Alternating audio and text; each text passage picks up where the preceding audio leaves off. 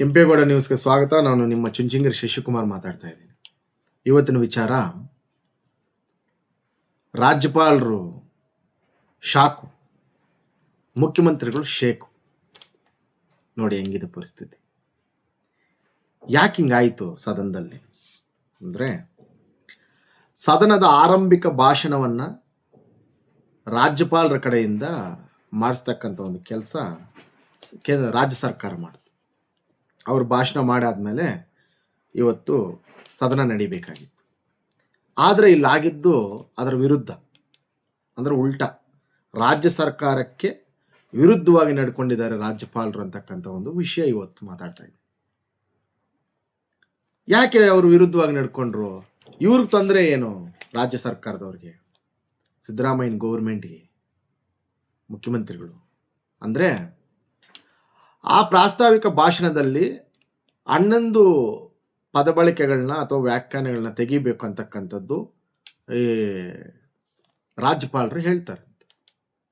ರಾಜ್ಯ ಸರ್ಕಾರ ಸಂಪೂರ್ಣವಾಗಿ ತಿರಸ್ಕರಿಸುತ್ತದನ್ನು. ಅವರಿಗೆ ಮನವರಿಕೆ ಕೂಡ ಮಾಡಿಕೊಡಲ್ಲ ರಾಜ್ಯಪಾಲರಿಗೆ. ಕೇಂದ್ರಗಳು ರಾಜ್ಯಪಾಲರನ್ನು ಕೊಟ್ಟರೂ ಸಹ ರಾಜ್ಯದ ಪರವಾಗಿ ಅವ್ರು ಕೆಲಸ ಮಾಡ್ತಾರೆ. ಆದರೆ ಅವ್ರ ವಿರುದ್ಧ ನೀವೇನು ಮಾಡ್ತಾ ಇದ್ದೀರಾ? ರಾಜ್ಯ ಸರ್ಕಾರದ ವಿರುದ್ಧನೇ ಎತ್ಕಡ್ತಕ್ಕಂಥ ಕೆಲಸಗಳು. ಉದಾಹರಣೆ ರಾಮ್ಜಿ ಕಾಯ್ದೆ, ಅದೇ ನರೇಗಾ. ಕೇಂದ್ರ ಸರ್ಕಾರ ನಮಗೆ ತೊಂದರೆ ಮಾಡಿದೆ, ರಾಮ್ಜಿಯನ್ನು ಬದಲಾಯಿಸಬೇಕು, ನರೇಗಾ ಅಂತೆಲ್ಲ ಹೆಸರನ್ನ ಇಡಬೇಕು ಅಂತಕ್ಕಂಥ ವಿಷಯವನ್ನ ಈ ಭಾಷಣದಲ್ಲಿ ಪ್ರಸ್ತಾಪಿಸಲಾಗಿದೆ. ಅದನ್ನು ಈಗ ಓದಬೇಕು ಇವರು. ನೋಡಿ ಇದೆಂಗಿದೆ.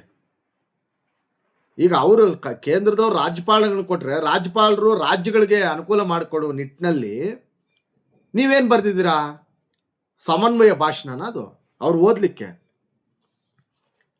ನಿಮ್ಮ ಇಷ್ಟಾನುಸಾರ ಭಾಷಣದಲ್ಲಿ ಅಳವಡಿಸ್ಕೊಂಡಿದ್ದೀರಾ.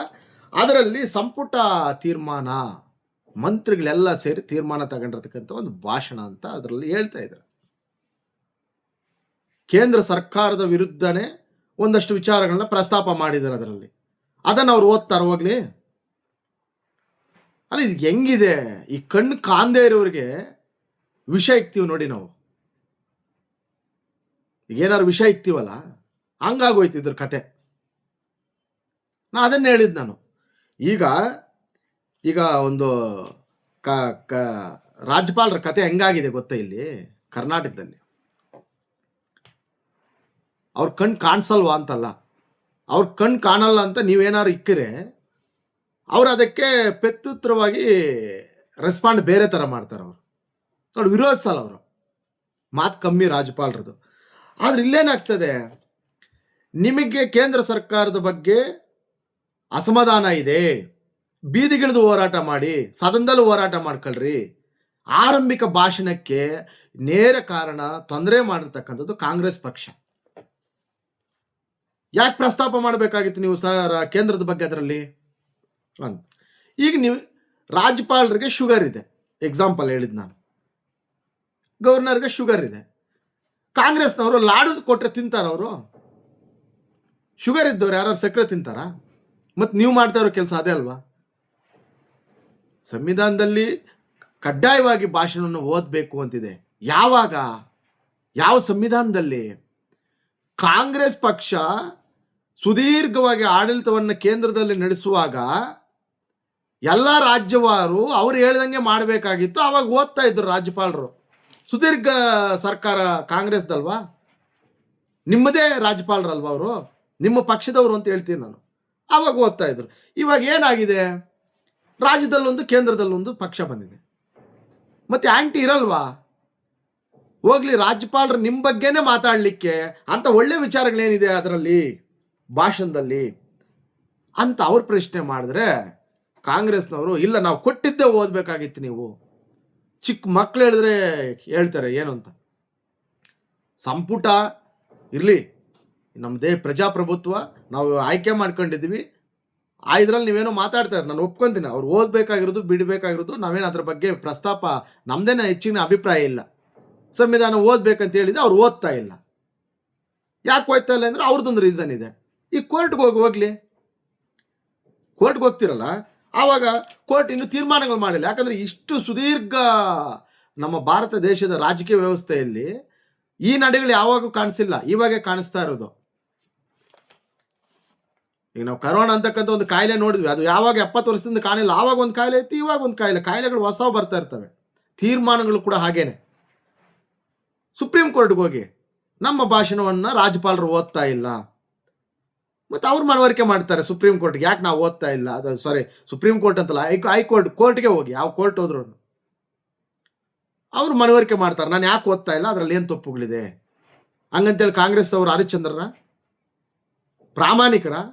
ನಿಮ್ಮ ಸರ್ಕಾರದಲ್ಲಿ ಏನು ಆಗಿಲ್ವಾ? ಯಡಿಯೂರಪ್ಪ ಅವರು ಮುಖ್ಯಮಂತ್ರಿ ಆಗಿದ್ದಾಗ, ಭಾರದ್ವಾಜ್ ಅವರು ರಾಜ್ಯಪಾಲರಾಗಿದ್ದಾಗ ತಾವು ಮಾಡಿದ್ದೇನು? ಅವ್ರ ವಿರೋಧ ವ್ಯಕ್ತಪಡಿಸ್ತಾ ಇರಲಿಲ್ವಾ? ಅವ್ರಿಗೆ ತೊಂದರೆ ಕೊಟ್ಟಿಲ್ವಾ? ಯಾವುದೇ ಸರ್ಕಾರ ಇದ್ರೂ ಈ ಥರ ತೀರ್ಮಾನಗಳು ತಗೊಂಡಾಗ ರಾಜ್ಯಪಾಲರಿಗೆ ಅವಮಾನ ಆಗಬಾರ್ದು. ರಾಜ್ಯಕ್ಕಿಂತ ದೊಡ್ಡ ಅವಮಾನ ಇದು. ಕಾಂಗ್ರೆಸ್ ಅವರು ಹೇಳ್ತಾರೆ ನಮ್ಗೆ ಅವಮಾನ, ನಿಮ್ಗೆ ಅವಮಾನ ಅಲ್ಲ, ನಿಮ್ಗೆ 70 ವರ್ಷದಿಂದನೂ ಅವಮಾನ ಆಗ್ತಾ ಇದೆ ನಿಮ್ಗೆ ಪಾಪ. ಇಲ್ಲಿ ಯಾವುದೇ ಸರ್ಕಾರಗಳು ಬರಲಿ, ತೀರ್ಮಾನಗಳು ತುಂಬ ಪ್ರಬುದ್ಧವಾಗಿರ್ಬೇಕು. ನೀವು ತಪ್ಪು ಮಾಡಿದ್ರೆ ಕರೆಕ್ಟ್, ಅದು ಬೇರೆ ಇನ್ಯಾರಾದ್ರೂ ರೈಟ್ ಮಾಡಿದ್ರು ತಪ್ಪದು. ನೋಡಿ ಇದು ಹೆಂಗಿದೆ. ಒಬ್ಬ ರಾಜ್ಯಪಾಲರನ್ನ ಹೆಂಗೆ ನಡೆಸ್ಕೊಬೇಕು ಅಂತ ಗೊತ್ತಿದೆಯಾ ನಿಮಗೆ? ಅಂದ್ರೆ ಕೊಟ್ಟಿದ್ದು ಓದ್ತಾರೆ ಅಂತೆಲ್ಲ ಕೊಡ್ತೀರ ನೀವು ಅವ್ರಿಗೆ ಪಾಪ? ಅಲ್ಲ, ಮನುಷ್ಯರಲ್ವಾ, ವಿವೇಕ ಇರಲ್ವಾ ಯಾರಿಗೂ? ನಾನು ಏನು ಮಾಡ್ತಾ ಇದ್ದೀನಿ ಅಂತ ನನಗೆ ಗೊತ್ತಾಗಲ್ವಾ? ಈಗ ರಾಜ್ಯಪಾಲರು ಏನು ಮಾಡ್ತಾರೆ, ಅಲ್ಲಿ ಹೋಗಿ ಭಾಷಣ ಏನು ಓದಬೇಕಾಗಿದೆ, ನೀವೇನು ಬರ್ಕೊಟ್ಟಿದ್ರೆ ಅಂತ ಅವ್ರಿಗೆ ಗೊತ್ತಾಗಲ್ವಾ? ಅವ್ರ ಗಮನಕ್ಕೆ ಬರಲ್ವಾ? ನೀವು ಇದನ್ನ ಪ್ರಬುದ್ಧರಾಗಿರ್ತಕ್ಕಂಥವ್ರು, ನೀವು ಕೇಂದ್ರದವರು 100 ಮಾಡ್ಕೊಳ್ರಿ ಪ್ರತಿಭಟನೆಗಳನ್ನ. ಜನರನ್ನು ಬಳಿ ಕೊಡ್ತೀರಾ, ರಾಜ್ಯಪಾಲರನ್ನು ಬಳಿ ಕೊಡ್ತೀರ ನೀವು ಎಲ್ಲ ಈ ರಾಜಕೀಯಗಳಿಗೆ. ಅವ್ರಿಗೇನು ನಿಮ್ ಗಂಟು ಹೋಗ್ತಾ ಇತ್ತು ಇದ್ರ ಬಗ್ಗೆ ಎಕ್ಸ್ಪ್ಲೈನ್ ಮಾಡಿದ್ರೆ? ಇಲ್ಲ, ಕರ್ಕೊಂಬಂದ್ಬಿಟ್ರೆ ನೇರವಾಗಿ ಅವ್ರು ಗುಜರಾತ್ ಅವರು, ನಮ್ಮ ಭಾಷೆನೂ ಬರಲ್ಲ ಅವ್ರಿಗೆ, ಕರ್ಕೊಂಬಂದು ಕೂಡಿಸ್ಬಿಟ್ಟಿದ್ರ. ಅವ್ರಿಗೆ ಏನು ಇನ್ಫಾರ್ಮೇಶನ್ ಇತ್ತೇನೋ. ರಾಜ್ಯ ಸರ್ಕಾರ 100ಕ್ಕೆ 100% ರಾಜ್ಯಪಾಲರಿಗೆ, ಈ ರಾಜ್ಯದ ಜನರಿಗೆ ಅವಮಾನ ಮಾಡಿದೆ. ನೇರವಾಗಿ ಆರೋಪ ಮಾಡ್ತೀವಿ ನಾವು ಕೂಡ. ಮುಖ್ಯಮಂತ್ರಿಗಳು ತಿಳುವಳಿಕೆ ಬೇಕಲ್ವ ಅವ್ರಿಗೆ? ಎಷ್ಟು ಅಧಿಕಾರ ಅನುಭವಿಸಿದಾರೆ ಅವರು? ಈ ಥರನ ಅಲ್ಲ. ನೀವು ಆಮೇಲೆ ಸದನ ಇತ್ತಲ್ಲ, ನೀವು 100 ಮಾಡ್ಕೊಳ್ರಿ ಪ್ರಾರಂಭದಲ್ಲೇನೆ. ಸರ್ಕಾರ ಮತ್ತೆ ರಾಜ್ಯಪಾಲರ ನಡುವೆ ಗಂಡ ಹೆಂಡತಿರ ಸಂಬಂಧ ಇರಬೇಕು, ನನ್ನ ಅಭಿಪ್ರಾಯ. ನೀವು ಇವಾಗಿನ ಜನ್ರೇಷನ್ ಗಂಡ ಹೆಂಡತಿ ಆಗೋಗಿದ್ರ. ನಾನು ಹೇಳ್ತಾ ಇರೋದು ಒಂದು 50-60 ವರ್ಷದಲ್ಲಿ ಹೆಂಗಿದ್ರು ಗಂಡ ಹೆಂಡತಿ ಹಂಗಿರ್ಬೇಕು ರಾಜ್ಯಪಾಲರು ಸರ್ಕಾರ.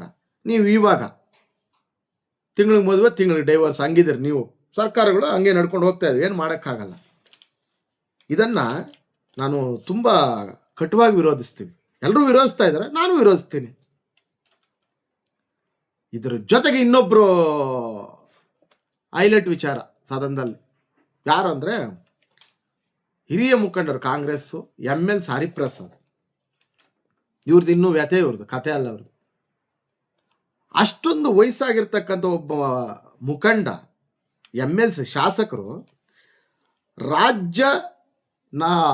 ಜನರ ಈ ಎಲೆಕ್ಟೆಡ್ ಚುನಾವಣೆಗಳಲ್ಲಿ ಎಲ್ಲೂ ಕೂಡ ಅವ್ರು ಗೆದ್ದಿಲ್ಲ. MLAಗೆ ನಿಂತ್ಕೊಳ್ಳಲ್ಲ, ವೋಟ್ ಹಾಕ್ತಕ್ಕಂಥ ಯಾವ ಎಲೆಕ್ಷನ್ಗೂ ನಿಂತ್ಕೊಳ್ಳಲ್ಲ. ಅವ್ರಿಗೆ ಅಧಿಕಾರ ಕೊಡ್ತಕ್ಕಂಥದ್ದು ಹಿಂಬಾಗ್ಲಿಂದ MLC ನಾಮನಿರ್ದೇಶನದಲ್ಲಿ ಬರ್ತಕ್ಕಂಥವ್ರು. ಅವ್ರದ್ದು ನೋಡ್ಬೇಕಾಗಿತ್ತು ಆರ್ಭಟ ವಿಧಾನಸೌಧದಲ್ಲಿ.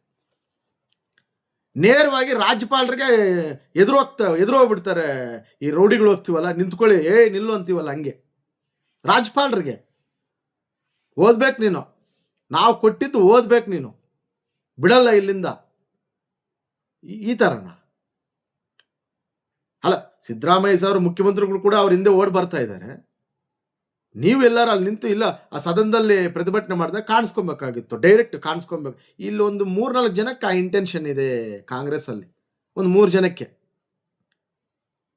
ಅವ್ರು ಹೆಂಗಂತಂದ್ರೆ ಒಬ್ರು ಮಂತ್ರಿ ಆಗಿದ್ದಾರೆ, ಇನ್ನೊಬ್ರು ಆಗಿಲ್ಲ, ಇವರಿಬ್ರು ಆಗ್ಬೇಕು ಅಂತ ಮಾತಾಡ್ತಾರೆ, ಅವ್ರು ಆಗಿದ್ದೀನಿ ಅಂತ ಮಾತಾಡ್ತಾರೆ.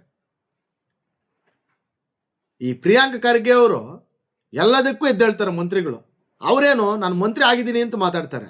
ಈ ಹರಿಪ್ರಸಾದ್ ಅವರು ಮತ್ತೆ ಈ ಪ್ರದೀಪ್ ಈಶ್ವರ್ ಅವರು ನಮ್ಮ ಮಂತ್ರಿಗಳು ಆಗ್ಬೇಕು ಅಂತ ಮಾತಾಡ್ತಾರೆ. ಅಡ್ಡದಿಡ್ಡಿ ಇನ್ನೇನು ರೂಟ್ ಮ್ಯಾಪಲ್ಲೆಲ್ಲ ಮಾತಾಡೋದವ್ರು. ಇವರು ಪರಿಸ್ಥಿತಿ ಹೋಗ್ಬಿಟ್ಟು ಡೈರೆಕ್ಟ್ ಆವಾಜ್ ಹಾಕ್ಬಿಡ್ತಾನೆ, ಸಂವಿಧಾನ ಮತ್ತೆ ಸದನಕ್ಕೆ ಅವಮಾನ ಮಾಡಿದಾರ, ನಿಮಗೆ ಗೊತ್ತಿಲ್ಲ. ರಾಜ್ಯಪಾಲರಿಗೆ ಇವ್ರಿಗೆ ಭಾರಿ ಗೊತ್ತು ಸದನ ಮತ್ತೆ ಸಂವಿಧಾನ ಅಂದ್ರೆ ಏನು ಅಂತ. ಶೋಷಿತರ ವರ್ಗ ಯಾರು ಶೋಷಿತರ ವರ್ಗ? ಇವ್ರ ಮಾತಿಗೇನೆ ಪಕ್ಷದಲ್ಲಿ ಗಂಭೀರತೆ ಇಲ್ಲ. ಹರಿಪ್ರಸಾದ್ ಅವ್ರು ಮಾತಾಡಿದ್ರೆ ಯಾರು ತಲೆ ಕೆಡಿಸ್ಕೊಳ್ಳಲ್ಲ, ಅವ್ರು ಹಂಗೆ ಬಿಡಪ್ಪ ಮನುಷ್ಯ ಅಂತ. ಅವರು ಇವತ್ತು ಮಾರ್ಷಲ್ಗಳಿಗೆ ಎದುರೋಗ್ತಾರೆ. ಆ ಶರ್ಟ್ ಎಲ್ಲ ಅರ್ಧೋಗಿದೆ, ಹಿಂದ್ಗಡೆ ಏನೋ ಮಾರ್ಷಲ್ಗಳು ಹೇಳಿದ್ರು. ತಮಿಳ್ನಾಡಿನಲ್ಲಿ ಒಂದು ಇನ್ಸಿಡೆಂಟ್ ಗೊತ್ತಾ? ಈ ಜಯಲಲಿತಾ ಅವ್ರಿಗೆ ಮಾಜಿ ಮುಖ್ಯಮಂತ್ರಿಗಳಿಗೆ ಇವ್ರು ಹೋಗ್ಬಿಟ್ಟು ಸೀರೆನ ಎಳೆದ್ರು ಅಂತ ಹೇಳ್ಬಿಟ್ಟು ಇಡೀ ಮಾರ್ಷಲ್ಸು ಮತ್ತು ಈ ಪೊಲೀಸ್ ಅವರೆಲ್ಲ ಲಾಠಿಗಳು ತಗೊಂಡು ವಿಧಾನಸೌಧದಲ್ಲಿ ತೋರ್ಬಿಟ್ಟು ಹಂಗಿಂಗ್ ಬಾರಿಸಲ್ಲ ಅವ್ರಿಗೆ. ನೀವು ನೀವೆಲ್ಲ ಪ್ಯಾಂಟ್ಗಳು ಹಾಕ್ತಾರೆ ಕರ್ನಾಟಕದಲ್ಲಿ. ಅಲ್ಲಿ ಅವರು ಇದು ಮಾಡಿದ್ದು ಪಂಚೆಗಳು ಕಟ್ತಾರೆ ತಮ್ಮ ಎಲ್ಲರದ್ದು ಪಂಚೆಗಳು ಒಂದು ಅರ್ಧ ಭಾಗ ಉದುರೋಗಿತ್ತಲ್ಲಿ. ಹಂಗೆ ಹೊಡಿತಾರೆ ಪೊಲೀಸರು. ಕರ್ನಾಟಕಕ್ಕೆ ಇನ್ನೂ ಆ ಗತಿ ಬಂದಿಲ್ಲ. ಸೌಜನ್ಯವಾಗಿರ್ತಕ್ಕಂಥ ರಾಜ್ಯ, ಪ್ರಬುದ್ಧವಾಗಿ ವರ್ತಿಸ್ಬೇಕಿಲ್ಲಿ. ಮಾರ್ಷಲ್ಸ್ಗೆ ನೀವ್ಯಾರು ಗೊತ್ತು? ಮುಖ್ಯಮಂತ್ರಿಗಳೇ ಗೊತ್ತಾಗಲ್ಲ ಕೆಲವ್ರಿಗೆ. ರಾಜ್ಯಪಾಲರ ಹತ್ರ ಇರ್ತಕ್ಕಂಥ ಮಾರ್ಷಲ್ಸ್ಗೆ ಅಥವಾ ಪೊಲೀಸ್ ಕೆಲವ್ರು ಇವ್ರಿಗೆ ಸೆಕ್ಯೂರಿಟಿ ಕೊಟ್ಟಾಗ ಮುಖ್ಯಮಂತ್ರಿ ಯಾರು ಒಂದು ಗೊತ್ತಾಗಲ್ಲ.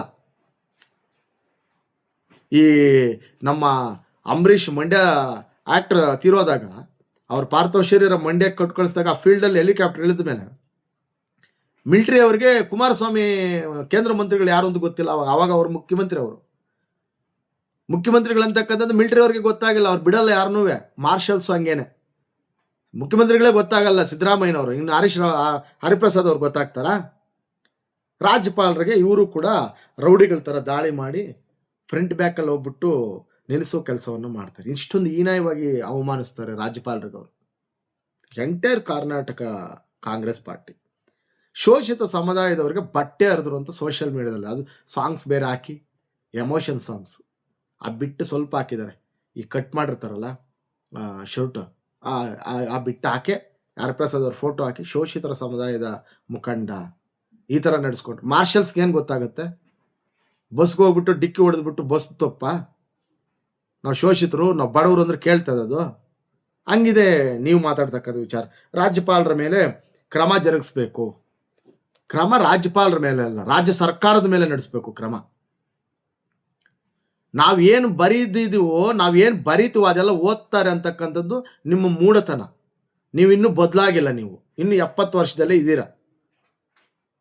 ಅಲ್ಲಿ ಚಿಕ್ಕ ಮಕ್ಕಳು ಹೇಳಿದ್ರೆ ಹೇಳ್ತಾರೆ ಇದನ್ನ ಎಕ್ಸಾಂಪಲ್. ಕೇಂದ್ರದಲ್ಲಿ ಈಗ ಯಾರು ಅವ್ರ ಅಪ್ಪ ಅವರ ಅಮ್ಮನ ವಿರುದ್ಧ ಬೈರಿ ಅಂದ್ರೆ ಬೈತಾರ? ರಾಜ್ಯಪಾಲರನ್ನ ಯಾರು ಕೊಡೋದು? ಕಾಂಗ್ರೆಸ್ ಅವ್ರು ಕೊಡ್ತಾರಾ?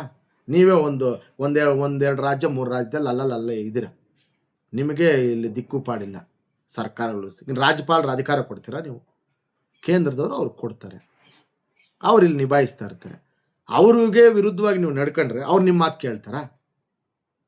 ನೀವು ಕೆಲವು ವಿಚಾರಗಳಂತೂ ಇವರು ನಮ್ಮ ರಾಜ್ಯಪಾಲರು ತುಂಬ ಒಳ್ಳೆಯವರು, ಕಾಂಗ್ರೆಸ್ ಅವ್ರಿಗೆ ಫೇವರ್ ಅವರು.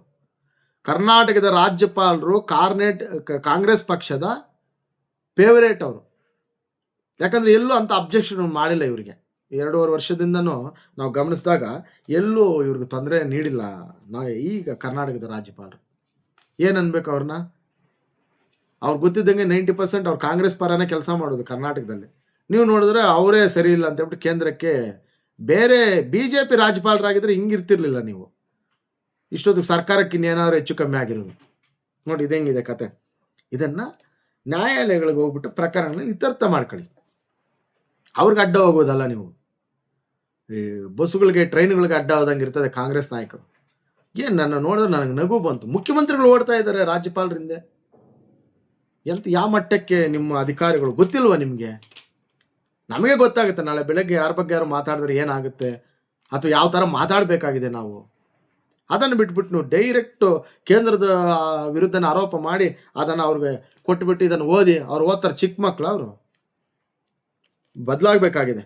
ಏನಾದ್ರೂ ಈ ಪ್ರಕರಣದಿಂದ ಕರ್ನಾಟಕದ ಪ್ರಜಾಪ್ರಭುತ್ವದ ಮೇಲೆ ದೊಡ್ಡ ಅವಮಾನ. ಪ್ರಜಾಪ್ರಭುತ್ವಕ್ಕೆ ಅದು ಕಾಂಗ್ರೆಸ್ ಸರ್ಕಾರನ ರಾಜ್ಯಪಾಲರ ಇದು ಪಕ್ಕಕ್ಕಿಟ್ಟರೆ ಕರ್ನಾಟಕದ ಜನ ತುಂಬ ಇವರು ಶೋಷಿತರವರು, ನಿಜವಾದ ಶೋಷಿತರು ಕರ್ನಾಟಕದ ಜನತೆ. ನಿಮಗೆ ಓಟ್ ಹಾಕಿದ್ದಕ್ಕೆ ಅವರು ಅನುಭವಿಸ್ಬೇಕಾಗಿರ್ತಕ್ಕಂಥ ಕೆಲಸಗಳಿವು. ನೋಡಿ ಹೆಂಗಿದೆ. ಎಂಥವ್ರನ್ನ ಆಯ್ಕೆ ಮಾಡಬೇಕು ಜನಕ್ಕೆ ಗೊತ್ತಿರಬೇಕು. ಅಲ್ಲಿ ಸುಮ್ಮನೆ ಆರೋಪಗಳು, ಡೈವರ್ಟ್ ಪಾಲಿಟಿಕ್ಸ್. ಕರ್ನಾಟಕದಲ್ಲಿ ಕಾಂಗ್ರೆಸ್ ಸರ್ಕಾರದ್ದು ಡೈವರ್ಟ್ ಪಾಲಿಟಿಕ್ಸ್. ಅವ್ರಿಗೇನು ಅಭಿವೃದ್ಧಿ ಬೇಕಾಗಿಲ್ಲ. ಇನ್ನು 2.5 ವರ್ಷ ಡೈವರ್ಟ್ ಅಷ್ಟೇ ಬೇಕಾಗಿರೋದು ಅವ್ರಿಗೆ. ಅಷ್ಟೊತ್ತಿಗೆ ಎಲೆಕ್ಷನ್ ಬಂದ್ಬಿಡ್ತದೆ. ಜನ ಅಂತೂ ಅವ್ರ ಕರ್ಮ ಯಾರಿಗೂ ಬೇಡ. ತುಂಬ ಕಾಂಗ್ರೆಸ್ ಸರ್ಕಾರ ಕರ್ನಾಟಕದ ಜನರಿಗೆ ತುಂಬ ಅವಮಾನ ಮಾಡಿದೆ. ಇದನ್ನಾದರೂ ಇಲ್ಲಿಗೆ ಬಿಟ್ಟು ಸದನ ನಡೆಸಿ ಕಷ್ಟಗಳು ಮಾತಾಡಿ. ಜನರಿಗೆ 100 ಕಷ್ಟ ಅವೆ, ಅವ್ರು ಬದುಕಲ್ಲ. ಅವರು ನೀವು ಸಾಯಕ್ಕೆ ಬಿಡಲ್ಲ ಅಂದಂಗಿದ್ದೀರಾ. ಈಗ ದಯಾಮರಣ ಏನಾರು ಕೊಟ್ಬಿಟ್ರೆ ಎಲ್ಲರೂ ಸತ್ತೋತಾರೆ, ಕೋರ್ಟ್ಗಳು ಒಪ್ಪಲ್ಲ. ಮೂಲಭೂತವಾಗಿ ಏನು ಬೇಕು ಅದ್ರ ಬಗ್ಗೆ ಆಯ್ತು. ಅವ್ರು ಭಾಷಣ ಮಾಡಲಿಲ್ಲ, ಒಟ್ಟೋದ್ರು, ಸದನ ಕಂಟಿನ್ಯೂ ಮಾಡಿ ನೀವು. ಇನ್ನು ನೋಡ್ರಿ ಈ ಸದನ ಎಲ್ಲ ಇದರಲ್ಲೇ ಕಳೆದೋಗ್ತದೆ. ನಾವು ಮಾಡಲ್ಲ ಅಭಿವೃದ್ಧಿ ಕಾಂಗ್ರೆಸ್ ಸರ್ಕಾರ. ಅದಕ್ಕೆ ಬೇಕಾಗೂ ಇಲ್ಲ ಅಭಿವೃದ್ಧಿ ಅಂದರೆ ಏನು ಅಂತ. ಕರ್ಮ ದೇವರೇ ಕಾಪಾಡಬೇಕು ಕರ್ನಾಟಕನ. ಕಾಂಗ್ರೆಸ್ ಸರ್ಕಾರ ನೋಡೋಣ ಇನ್ನು 2.5 ವರ್ಷ ಯಾವ್ಯಾವ ಸ್ಟ್ಯಾಂಡಲ್ಲಿ ಹೋಗುತ್ತೆ ಅದನ್ನೆಲ್ಲ ವಿರೋಧಿಸ್ಕೊಂಡೇ ಹೋಗೋಣ. ನಾನಂತೂ ಪ್ರಬಲವಾಗಿ ವಿರೋಧಿಸ್ತಾ ಇದ್ದೀನಿ. ಕಾಂಗ್ರೆಸ್ ಸರ್ಕಾರಕ್ಕೆ ನೈತಿಕತೆ ರಾಜೀನಾಮೆ ಕೊಡಲಿ, ಇಲ್ಲ ರಾಜ್ಯಪಾಲರ ಕ್ಷಮೆ ಕೇಳಲಿ. ನೀವು ಜನರ ಅನುಕೂಲಕ್ಕೆ ಬಳಸ್ಕೊಬೇಕು ಸದನ.